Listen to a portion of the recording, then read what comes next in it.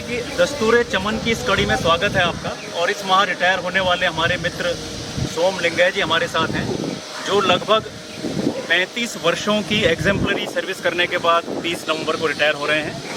और इनको देखकर लगता नहीं है कि रिटायर होने वाले हैं। इसका बैकग्राउंड ये है कि ये अपने जीवन में एक बड़े ज़बरदस्त फुटबॉलर रहे हैं, मिडफील्ड में खेला करते थे। और आगे हम ईश्वर से यही कामना करते हैं कि जिस तरह से ये फुटबॉल को अपनी ठोकरों से उड़ा देते थे, तो इसी तरह इनके जीवन में आने वाले कोई भी दुश्चिंताएँ, कोई भी कुअवसर या इस तरह की कोई चीज़ें हों, तो इनको ये उसी तरह ठोकर से उड़ा दें जैसे कि ये फुटबॉल को ठोकर मार के उड़ा देते थे। और आज हमारे साथ बड़े सौभाग्यशाली हैं कि इनकी धर्मपत्नी भी हमारे साथ हैं और उनकी 2 पुत्रियां जो कि हाईली एजुकेटेड हैं, और उनमें से एक साउथ सेंट्रल रेलवेज़ के लिए काम करती हैं और दूसरी दुबई की एक यूके बेस्ड यूनिवर्सिटी है जहां पर कि उन्होंने स्टडी की है। तो पहले हम लिंगैया साहब से उनके जो सरकारी जो उनका अनुभव रहा रेलवे बोर्ड में, मिनिस्ट्री ऑफ रेलवे में, उसके बारे में कुछ जानना चाहेंगे। जी, मैंने 1990 में मिनिस्ट्री ऑफ रेलवे ज्वाइन करी जी, और जीवन का ये मेरा बहुत ही महत्वपूर्ण और बहुत ही निर्णायक कदम रहा था जब मैंने मिनिस्ट्री ऑफ रेलवे ज्वाइन की थी। और इस सर्विस में आके मैंने 35 साल की बहुत इंजॉय करके और मैं सेटिस्फैक्ट्री सर्विस पूरी करी है। मैंने एक छोटे लेवल से शुरू करके मैं आज डिप्टी डायरेक्टर रिटायर हो रहा हूँ, और डिप्टी डायरेक्टर तक पहुँचने में मैंने सिर्फ 5 डिपार्टमेंट में काम किया। अदरवाइज लोगों ने अपने 35 साल की उम्र में कम से कम 20 ट्रांसफ़र हुए, लेकिन मेरा सौभाग्य ऐसा रहा है कि मैं जहाँ पर भी रहा हूँ कि मेरे को छोड़ने के लिए कोई तैयार नहीं रहा है। जब जब मेरी प्रमोशनें हुई हैं उन्हीं दौरान ही मेरा मजबूरन ट्रांसफ़र हुआ है, क्योंकि मैं हायर पोस्ट पे गया। और 35 साल की सर्विस में मैं बहुत ही सेटिस्फैक्ट्री हूँ, और मेरे को रेलवे बोर्ड ने जो दिया है मैं उसकी कल्पना भी नहीं कर सकता। इसमें एक प्रश्न आपसे मैं ये पूछना चाहूँगा कि रेलवे बोर्ड में अपने जो साथी थे उनके साथ आपका तजुर्बा क्या रहा? कोई आप हमसे शेयर करना चाहें, कोई छोटा सा इंसिडेंट अपने सबॉर्डिनेट से, अपने पीयर से, अपने सीनियर से, उस पर भी थोड़ा सा अगर आपको कोई घटना ऐसी याद आती हो तो उसको भी हम ज़रूर शेयर करवाना चाहेंगे।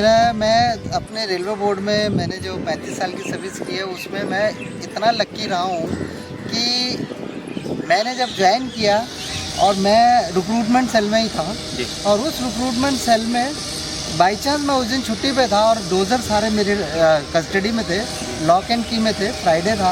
उस पर एक कैंडिडेट आया ज्वाइनिंग के लिए, और वो ज्वाइनिंग करने के लिए आया तो उसको बोला गया कि जी आप आज आए हो, बहुत लेट आए हो, जो डीलिंग थे वो छुट्टी जल्दी चले गए, आप मंडे आके ज्वाइन कर लीजिएगा, हम आपको मंडे से ज्वाइन करा दें, मेरे ऑफिस ने कहा।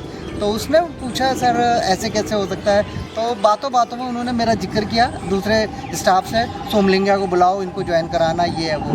तो वो अचंभे में पड़ गया सोम लिंगैया, क्योंकि मेरा नाम ही बड़ा यूनिक नाम है, सोम लिंगैया। तो उसने बोला अरे सर ये सोम लिंगैया, ये तो मेरा बचपन का क्लास फेलो है। कोई बात नहीं सर, मैं मंडे आके ज्वाइन कर लूँगा, उन्हें बुलाने की जरूरत नहीं। मैं मंडे आया तब मेरे को बताया गया कि जी आपका कोई क्लास फेलो राकेश रावत हैं जो ज्वाइन करने आए थे।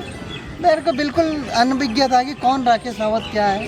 तो वो जब 12 बजे के आसपास आए, वो मेरे सामने, मैं उनके सामने, ना वो मेरे को पहचान पाए ना मैं उनको पहचान पाया।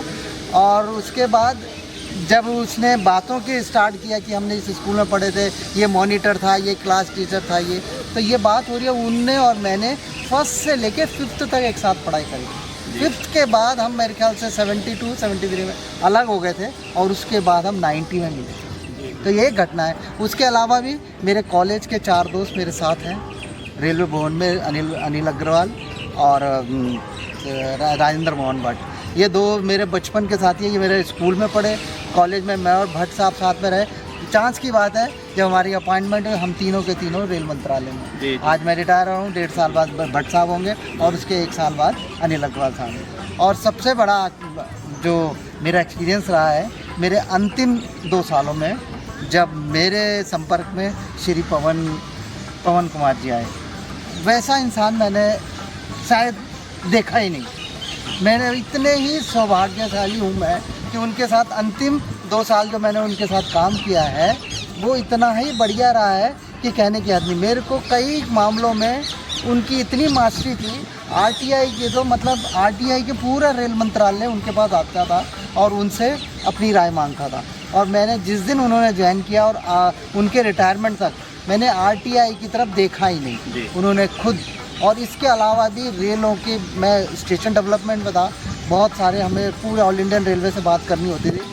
पवन साहब के आने के बाद मुझे किसी से बात करने की ज़रूरत नहीं, इनका ऑरा इतना बढ़िया था कि जिनसे भी वो बात करते थे और वो मेरा जो भी प्रॉब्लम होती थी, शाम तक 1 घंटे बाद में आता, सोम सर ये हो गया, ये हो गया, ये हो गया। तो मेरा जो अंतिम क्षण जो मेरे 2 साल थे लास्ट के, वो बहुत ही लाजवाब है। मैं इसके लिए पवन सर का बहुत बहुत धन्यवाद करना चाहता हूँ। और आखिर में जो ये नए रिक्रूटमेंट, जैसे आप रिक्रूटमेंट सेल में शुरू से रहे हैं, तो जो नए रिक्रूट अभी 2, 4, 5 साल में आए होंगे, जो आपके हाथ से रिक्रूट हुए होंगे रेलवे बोर्ड में, रेलवे मिनिस्ट्री में, उन्हें कोई संक्षेप में कुछ संदेश देना चाहें उनके फ्यूचर के लिए, जिनके कि अभी 30-35 साल जिन्होंने अपनी सर्विस करनी है और देश की अभी सेवा करनी है, तो उनके लिए कोई आपकी तरफ से खास संदेश कोई? देखिए, मेरी तरफ से तो यही संदेश है कि रेल मंत्रालय एक यूनिक सर्विस है। रेल मंत्रालय की जो आरबीएसएस सर्विस है, एक यूनिक है। आप रेलवे का जो वर्किंग है वो ऑपरेशन का है, ऑपरेशन की रेलवे की है, लेकिन रेल मंत्रालय, रेलवे बोर्ड जो है ये पॉलिसी मेकर है, ये पॉलिसी बनाता है और हम लोगों ने बहुत सारी पॉलिसीज़ बनाए। मैं इन लोगों को बताना चाहूँगा कि आपकी पॉलिसी, जब जितना भी आपके हायर ऑफिसर होंगे, लेकिन जो आपका इनपुट है वो बहुत ही महत्वपूर्ण होता है। वो क्योंकि रेल मंत्रालय में हम ज्वाइन करते हैं और रिटायरमेंट तक रहते हैं, हमारा एक्सपीरियंस बहुत सारे अच्छे ऑफिसरों के साथ रहता है। उनके साथ जो हमारी इंस्टीट्यूशनल मेमोरी होती है वो लाजवाब होती है और वो हमारे को पॉलिसी बनाने में, इनपुट करने में बहुत ही कामगार होती है। तो मैं सभी न्यू कमर से बोलूँगा कि ज़्यादा से ज़्यादा डायरेक्टरेट में काम करके, ज़्यादा से ज़्यादा एक्सपीरियंस लेके अपनी पॉलिसी मेकिंग में अपना सही योगदान दें। तो अंत में जरा भाभी जी को भी यहाँ बुला लिया जाए थोड़ा सा, तो आखिर में एक संदेश हमारी तरफ से, शुभकामनाएं सबकी तरफ से। आइए भाभी जी, आइए प्लीज़। तो रेलवे बोर्ड की तरफ से, मिनिस्ट्री ऑफ रेलवेज की तरफ से, आपके सभी सबॉर्डिनेट की तरफ से, आपके सभी कलीग्स की तरफ से, आपके सभी सीनियर्स की तरफ से आपको अपने समृद्ध जीवन के लिए पोस्ट रिटायरमेंट हमारी की तरफ से सब शुभकामनाएं हैं।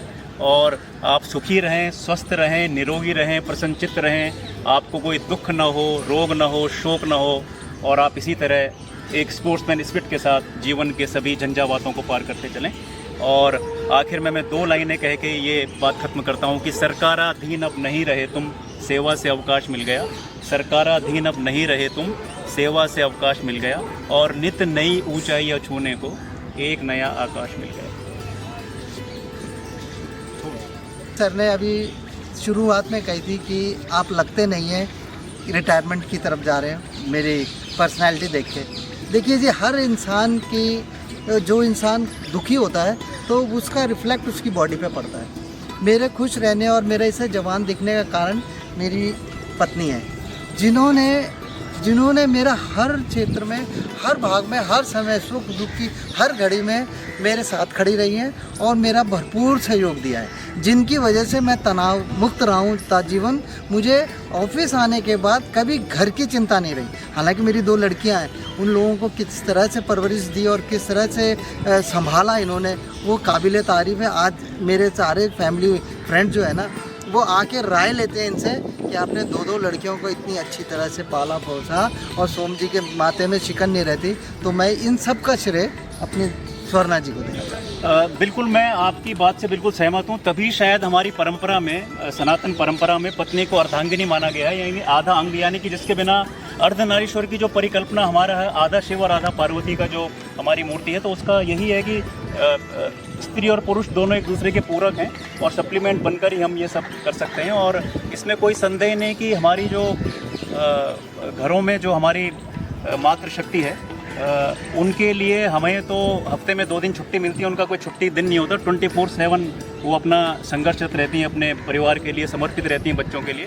तो उन्हें भी हार्दिक बधाई और शुभकामनाएं। और अब आप उनके लिए अधिक समय निकाल पाएंगे और शायद कहीं वर्ल्ड टूर पे जाएं, पूरा देश भ्रमण करें, देशाटन करें, तीर्थ स्थल पे जाएं। इसके लिए आपको हार्दिक शुभकामनाएं।